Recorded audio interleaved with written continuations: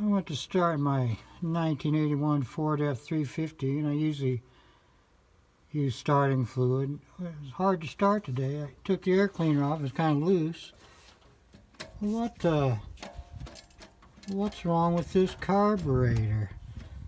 Now it's almost sunset, so I can't do anything with it today.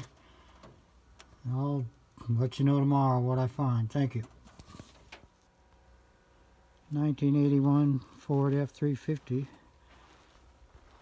It's got a nice bed on it, dualies on back. There's old Oliver the helper and Ralph. While Daddy works on the truck, it's not going to start today. I just wanted to give you a brief look at the truck. There's the sunsets. It's down behind Kip Peak.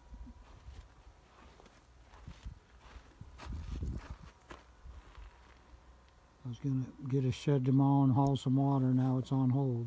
Thank you.